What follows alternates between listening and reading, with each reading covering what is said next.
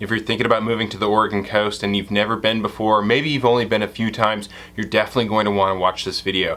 The Oregon coast is a very unique place. It's going to be a lot different than wherever it is that you're coming from.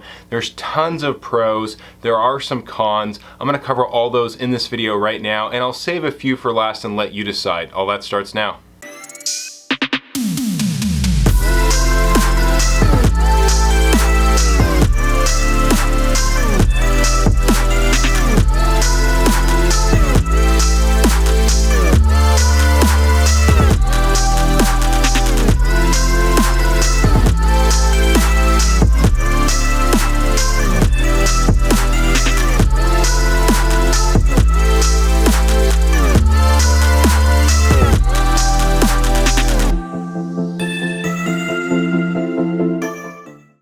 Hey everyone, Seth Marchant with the Home Team Brokers here. Welcome back to the channel, or if you're new to this channel, living on the Oregon coast, we show you what it's like to eat, sleep, play, work, all the pros and cons of living on the Oregon coast. And if you want to see more videos like this, make sure and hit the subscribe button, tap the bell, that way you'll be notified each time we drop a new video, which is every week. And if you're somebody that's thinking about moving to the Oregon coast, as real estate brokers in the state of Oregon, as much as we like making these videos, we'd love to help you move here. So if you're somebody that's thinking about taking the next step, you can call us, text us, email us, or you can click the link below in the description to get into our calendar and schedule a Zoom call, typically best for people coming from out of state. No matter how you get in touch, we've got your back when it comes to moving to the Oregon coast. All right, first pro, and I chose this one specifically first because if you're somebody, like I said, that's thinking about moving to the Oregon coast, you really want to take advantage of this, you know. In fact, most Oregonians don't actually really take advantage of this, which is the beautiful nature, all the parks that we have, the trails that we have, all the sights that there is to see along the Oregon coast. The Oregon coast is a very popular place for Oregonians. People from Portland, Eugene, Salem, Corvallis, Medford. A lot of Oregonians like to take a day trip or an overnighter to the Oregon coast. And typically when they do, they're usually just trying to get to their destination and not making too many stops along the way. So consequently, us Oregonians tend to go up and down the Oregon coast and kind of miss some of those stop spots that are, you know, so Instagrammable, so picturesque. And so you've got a lot of really great spots along the Oregon coast that just don't get a ton of traffic. A lot of beautiful places along the Oregon coast that people just don't actually spend a ton of time at. So if you're somebody that's moving here and you're outdoorsy, you're somebody that likes to get out and about, you could go to a new place along the Oregon coast, whether it's a hiking trail or a park, every week, and it would take you literally years to go see all the different sites along the Oregon coast. So our nature and all the natural resources and everything that's so beautiful about the Oregon coast is definitely something that most people are not taking advantage of. And if you are going to be somebody that's moving here, you'll want to make sure that you're aware of a lot of what those things are. We have a lot of videos that cover some of the great spots along the Oregon coast to check out as well too. Next pro for Oregon coast is the air quality. This maybe didn't used to be as high up on the radar. And we didn't really used to get questions about this so much up until it seems like a lot more recently we get questions about the air quality, especially California. Oregon and California both struggled with wildfires in the last few years. As being a lifelong Oregonian, I can't recall any time growing up where towns were evacuated, especially particularly major metropolitan towns. Like Portland, for example. A couple years ago, 2 summers ago, we had a really big fire, and it wasn't so much that people were having to evacuate because the fire was so close to their house that it was going to burn their house down, but the smoke was so bad that people literally could not breathe and had to escape the Portland area. A lot of people went to the coast. And the thing about the coast is a lot of the coast is going to have a lot of precipitation, and you don't really see fires along the Oregon coast. And you've got the jet stream, of course, that's moving east. So if you did even have a fire that was near the Oregon coast, the wind, the jet stream is going to push all of that east. So you don't get any of the wildfire smoke with some of the problems that Oregon's been having in the last few years anywhere along the Oregon coast. So your air quality along the Oregon coast is typically really good. When I look at the air quality index, it's usually higher than a lot of places throughout Oregon. And you know, just being on the Oregon coast too, and contrasting that to like the valley, the air does tend to smell, you know, it feels a little bit crisper. You've got that salt in the air too when you get close enough to the ocean. So the air quality along the Oregon coast is really great, and it's been especially good, you know, for people that have had to escape a lot of the smoke inland over the past few years. Next big pro for the Oregon coast is that it's safe. And this is also something that's kind of been a thing recently, or more so recently than it was in the past. A lot of cities, major metropolitan areas along the West Coast, including like a Portland, for example, have experienced more crime than the past few years, and so that's kind of higher on the radar for people seeking places that are safe. And the Oregon coast is very low crime. You will find in some places some problems with drugs, which also translates into things like property crime, but things like violent crime, murders, homicide, rape, stuff like that, is pretty unheard of along the Oregon coast. So especially depending on where you're coming from, if you're coming from a major metropolitan area, the crime is going to be significantly less than wherever it is that you're coming from. And just in general, it's pretty safe and low crime all along the Oregon coast. A big pro for the Oregon coast, in my opinion, is the people. The people along the Oregon coast are really great.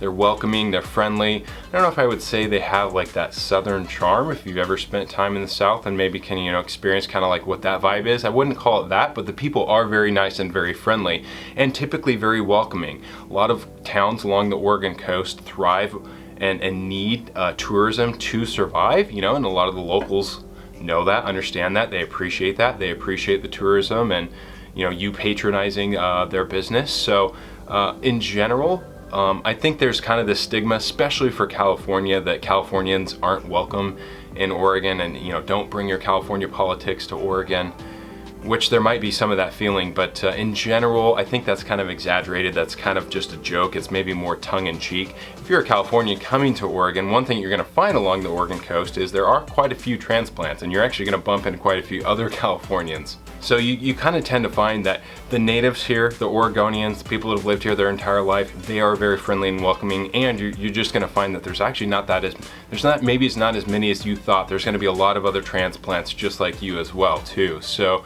the people in general along the Oregon coast are really great. Next pro for a lot of people, and we hear this a lot, especially coming from Texas, Arizona, California. A lot of people are wanting to escape the heat, and for the most part, a lot of the Oregon coast is going to be very temperate. It really doesn't get too hot, doesn't get too cold, kind of like the Goldilocks. So you're probably not ever going to see like central to northern Oregon coast 80s, a lot of 70s, maybe sometimes some high 70s, and you don't see a whole lot of freezing temperatures either. It doesn't dip below freezing very often along the central to northern Oregon coast. And of course the southern Oregon coast, they get a lot of sun and a lot of warmth down there. So the weather down there is excellent, but central to northern Oregon coast, you get a lot of people that are just looking to escape the 100-degree, 110-degree temperatures that you're finding in like California and Arizona, and kind of get into those 70s, and maybe occasionally you'll get a few 80s here and there, central to northern Oregon coast. So for a lot of people, the weather and the more specifically the temperature is a big pro trying to escape the heat. One pro for some people is the outdoors hunting and fishing. There's a ton of fishing. You've got river fishing, lake fishing, ocean fishing, just about every kind of fish, shrimp fishing. Lemon shrimp, coconut shrimp, pepper shrimp, shrimp soup, shrimp stew, shrimp salad. Just about everything that you can think of.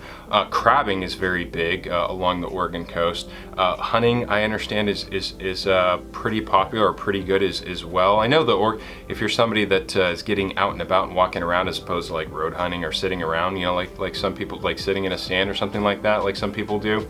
The Oregon coast is very dense, very thick. The brush, there's a lot of thick brush to the Oregon coast, so I hear people sometimes mention that. But overall, especially if you're somebody that likes fishing, it's about as good as it gets if you're comparing to really anywhere else in the country. And with that, one of the other big pros of the Oregon coast is the fresh seafood. Like I mentioned, specifically crabbing. You can go crabbing pretty much anywhere along the Oregon coast. There's a lot of places that'll rent out all the equipment that you need. We did have a season of deadliest catch here along the Oregon coast, so that should also give you kind of an idea of how good and how popular the crabbing is here. So you've got excellent seafood along the Oregon coast, big pro. One pro along the Oregon coast, a lot of people find, whether they're Oregonians or people coming from outside of the state, is that the traffic doesn't tend to be very bad along the Oregon coast. You've got one major highway, Highway 101, that goes all the way along the Oregon coast. It's one of the most scenic, beautiful highways. If you can do that drive from north to south or south to north,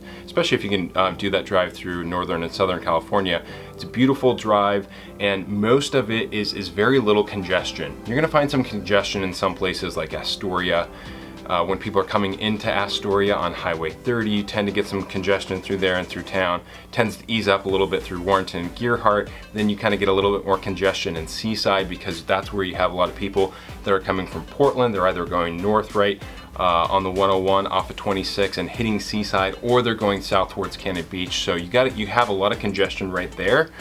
And you do tend to find a lot of bumper to bumper throughout the year in those places, but for the most part, the rest of the Oregon coast, you don't have too much congestion. Probably gonna get a little bit as well throughout Lincoln City. That's a long stretch going through Lincoln City, and you will experience some bumper to bumper through there as well. The southern Oregon coast, you do have some long stretches where it's only one lane, it's very curvy, you're high up there above the ocean, which gives you some of those great views, but people tend to drive pretty slow. Sometimes you get it behind a driver that's really slow, and you don't have a lot of places where it will split into two lanes and you have passing lanes, so you might be, find yourself stuck behind a driver going pretty slow on the southern Oregon coast in some places. But all in all, there's just only a handful of places where you kind of run into traffic. So the traffic is going to be a lot less if you're coming from, Southern California or like a Portland or any other major metropolitan area. It's just not super congested, even in the peak season. For the most part, going up and down the 101, not a lot of traffic. And then finally, for all you people that are coming from out of state, which is I know is a lot of people that are watching this, we don't have any sales tax. You probably know that, but definitely a pro for people moving, especially from like a California to the Oregon coast. All right, now let's get into some of the cons. Now, if you've watched any of our other videos, we, for the most part, and I sort of in this video have sort of alluded to like the weather being kind of more of a pro, but there are some aspects to the weather that are going to be a con, or going to be something that you're going to have to get used to. One being the moisture. If you have enough proximity to the ocean, you are going to find a lot more moisture if you're somebody that's moving from inland in the valley like Portland or Salem or Eugene or something like that, or if you're somebody coming from a California or an Arizona. One thing that you can't quite infer just from looking online and looking at the weather report is it might say that it's not going to rain, might even say that it's going to be mostly sunny, but when you wake up in the morning, you do find a lot of precipitation, especially if you're near the ocean. So you have to be careful about what you leave out at night. I'm not talking about like a little tiny bit of like dew in the grass. I'm talking about like a lot of water that will actually build up in some places and pool up. So you just can't just leave anything outside overnight with that much precipitation. And again, you just might not see that from looking at the weather reports online. And then you're gonna have to get used to the wind. It's pretty bad in some areas, and then other areas, maybe not so much, but for most of the Oregon coast, you are going to experience at least some amount of wind at some period. It's not like it's constantly windy in most places. Some places you might find some pretty consistent wind, like Abandon or Florence. So it's not like most places you're experiencing consistent wind, but you do get some really big wind gusts that aren't that uncommon. So it's not like it's windy all day long, but you do have these like little spurts where it can get pretty windy. And so again, you have to be cognizant of what you're leaving outside, especially like things like umbrellas. We learned that the hard way with a patio set. And this wasn't a light patio set. I don't know how much it weighed, but when I put it together, and this is one of those like umbrellas that goes through like the hole in the table, and then you've got a base that the umbrella goes into, and that base was really, really heavy. So pretty surprised that it actually got knocked over by the wind, but you're not gonna be able to leave like things like umbrellas just open. You're gonna have to always close those up, make sure they're wrapped up.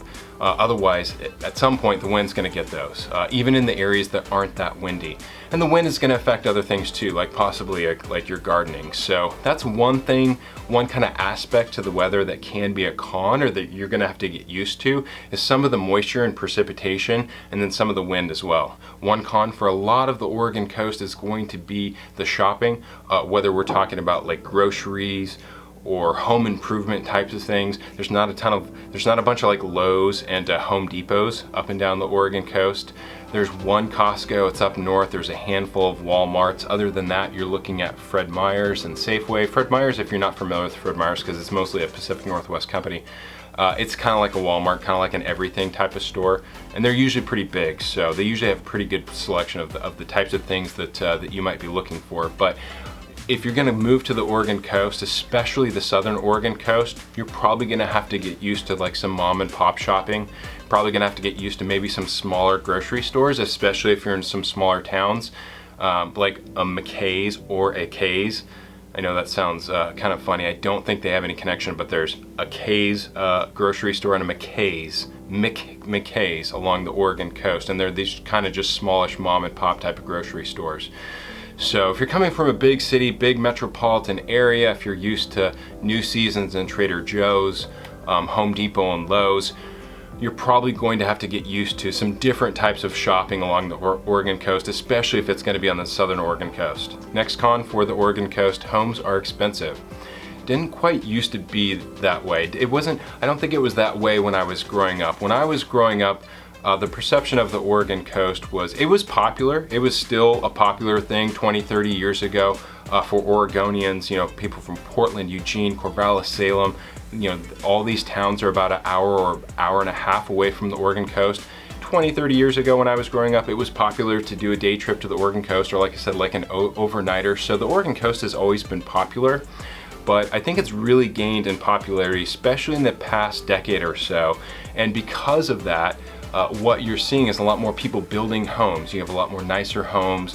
A lot of the homes that are older are now being updated or being renoed and flipped, you know, so the gain in popularity, and probably just not from Oregonians, because we do see a lot of people moving out of state, and really all over the world you see people coming to the Oregon coast. So that kind of gain in popularity has driven up the home market.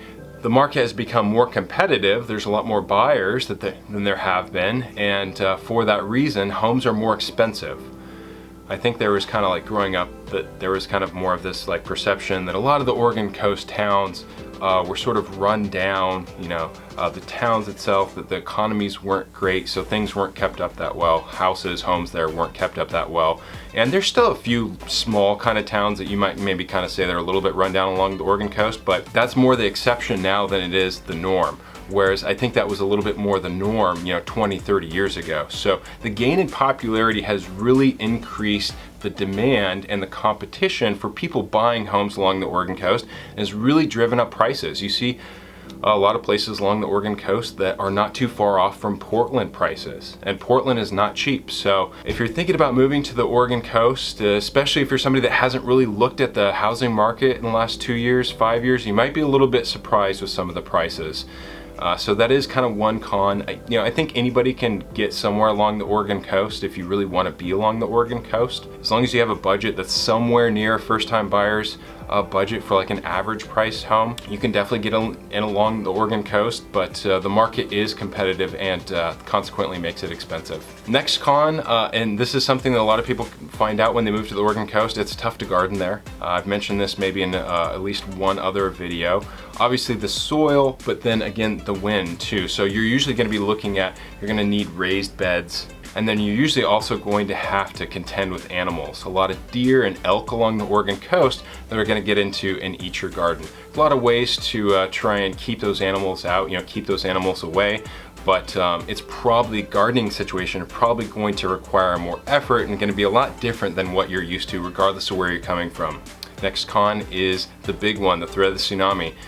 We did a video on this if you want to check out a video that's just dedicated to tsunamis, but this is on the radar for a lot of people. There's an article that was written about the big one. I think it was by the New Yorker, or maybe it was the New York Times, I don't remember, but it was 10 or 15 years ago. That article is still getting kind of shared around to this day, sort of predicting that there's going to be this massive earthquake along the Cascadia subduction zone that's going to create a massive tsunami that's going to wipe out everything along the Oregon coast. So this is something, you know, that's sort of on the radar for most people that are moving to the Oregon coast. There's a lot of places on the Oregon coast that are outside of the tsunami zone, and if you don't want to check out the video that we did on tsunamis, if you just kind of want like the quick synopsis, or at least like the important stuff that you need to know, one thing about tsunamis, and this kind of ties in with floods too, because people are also kind of looking at flood zones in certain places along the Oregon coast. There's not just one zone. Depending on how big the earthquake, the tsunami is, that will dictate how far the water comes in. So there's maps, and there's a link to those maps in that video that we did on tsunamis that you can look at, and you can kind of find out what zone a particular property or a place is in, whether it's in a high risk zone or a low risk zone or a zone where there's just no chance of a tsunami hitting. So kind of the one thing you need to know is there are different zones. It's not like you're either in the tsunami zone or you're not. And the floods, same thing with the flooding. There's going to be high risk flood areas where it floods like maybe one every 5 or 10 years, and there's going to be lower risk flood areas where it's only flooded every 50 or 100 years or something like that too. So there is some nuance to the flooding and the tsunami thing, but definitely a lot of people are worried about that. Definitely not a pro, right? Big con having to worry about a massive earthquake and a tsunami. Next con for some people, it might be a little bit slow, a little bit boring in the wintertime. Not as much tourism, not as much going on. Some things don't have the same hours along the Oregon coast in the wintertime. Some things are closing earlier because they don't have the tourism to support staying open. So some people might be getting a little bit bored. Like I said, there's tons of places that you can go along the Oregon coast. I mean, if you wanted to map something out every week, you could go to a new place, but definitely things are slower in the wintertime. You know, there's kind of a slower just vibe to it. And for a lot of Oregonians, one of the benefits of Oregon is we have these great mountains, and we also have some great places to ski and snowboard. So wintertime in Oregon for a lot of people means like going to the mountain, and being on the coast, you're not really close. You're not very close to any of the mountains. The two primary mountains being Mount Hood, which is like an hour east of Portland, hour and a half east of Portland, and then Mount Bachelor, which is in Central Oregon in Bend. Which is about 3.5 hours south of Portland. Actually, I've never driven from the coast directly to Mount Bachelor, but you're probably looking at about 3 hours or so, 4 hours or so. So it's not close. If you're driving from the coast to Mount Hood, Hood to Coast, which is a popular race that we have, Hood to Coast. If you've never heard of that before, one of the, I think the largest relay race in the world, or the United States. Hood to Coast is about 2.5 hours. So if you're on the Oregon coast, you're not really going to be close to anywhere that you could go skiing or snowboarding or kind of have those winter sports that, you know, a lot of Oregons take advantage of. So you're probably really going to want to make sure that you have your kind of more localized activities dialed in for the winter time. A few more cons. Next one, employment. Employment might be tough along the Oregon coast. A lot of employment along the Oregon coast is service-based, you know, propped up by tourism. You've got like jobs like from the city, port jobs, agricultural jobs. The hospitals along the Oregon coast, there's about half a dozen big ones, employ quite a few people. Usually anywhere from 500 people to the Columbia Memorial Hospital in Astoria, I think employs about 1,500 people. There's a handful of other things along the Oregon coast. There's an IBM, and there's an Amazon warehouse around Coos Bay. But the job market along the Oregon coast, it might be hard to find exactly what you're looking for, and it might be hard to find the wage that you want. It's not terrible, and you can definitely find a job, but getting exactly what you want might be a little bit of a challenge. All right, last con, I'm gonna kind of group these two together. This is on pretty much everybody's list to some degree, which is hospitals and airports. Like I said, there's about a half a dozen hospitals, major hospitals along the Oregon coast. There's more smaller clinics and maybe even some 24-hour stuff, but if you want like a major hospital with a primary care provider, you got about half a dozen different choices. You're probably not too much more than an hour, hour and a half from a major hospital in any given place on the Oregon coast, but most people want to be within 20 or 30 minutes. So if you're somebody that's, you know, kind of getting up there in the retirement age, and those are typically the type of people that want to stay closer to a hospital, you are going to have to be cognizant if you want to make sure that you're not further than 20 or 30 minutes away from a hospital. And then the airports, everybody seems to want to be like an hour or an hour and a half away from an airport, which the reality is you're probably not going to be an hour away from an airport regardless of where you're at on the Oregon coast. If you're on the northern Oregon coast, you're still going to be about an hour and a half from PDX. Central Oregon coast, you're looking at Eugene, which has maybe 16 or 17 direct regional flights. There is an airport in North Bend, right next to Coos Bay. They have 2 flights, Denver and SFO. SFO you can obviously go to and get to anywhere that you want to go, but just 2 flights out of North Bend. And then for people on the southern Oregon coast, there is an airport in Medford. It's an international airport. That airport's about 2 hours, maybe a little bit longer to Brookings, 2.5, maybe a little bit hours, 2.5 hours to Gold Beach. So for people in Florence, you know, Eugene is 45 minutes away, and like I said, they got about maybe 15, 16, 17 different regional flights. But other than that, everybody else is going to be driving probably more than an hour to get to where they want to go, probably like a couple hours to get to the airport that you want to go to. So not too bad, but I put it in the cons list because it is a little bit farther than most people typically say that they want to, drive to. All right, now we'll do a few that's like you decide, or one where I just don't know enough, and that would be schools. I'm not familiar with all the schools up and down the Oregon coast. There's so many different schools. Most people are just familiar with schools that are kind of local to them. And the schools, what you read online is a little bit hit or miss. I would take a lot of stuff that you read online with a grain of salt. If you're somebody that looks at Zillow or Realtor.com, everybody has their favorite website that they look at. So if you're like a Zillow person, then you're going by great schools, because that's what Zillow uses, is greatschools.org. So depending on like what website you're looking at, they're all kind of measuring and aggregating data slightly differently, so one website might say one thing about a school and another website might say a different thing about a school. So some of these things that you read online are kind of mixed. I would say all in all, kind of anecdotally from what I've heard from people, in general, the schools are good.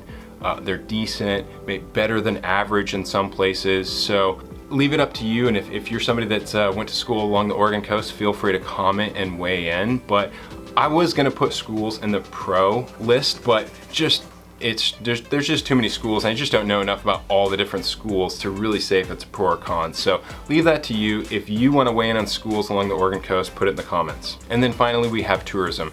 So tourism, if that's a pro or con, depends on who you ask. Kind of like I've said earlier in this video, a lot of the people that live along the Oregon coast definitely support the tourism, but I have to imagine that there are some people that in like the peak season, in the places where some places, like I mentioned, you do kind of get some congestion in bumper to bumper traffic. It does get really busy and there's lines in places.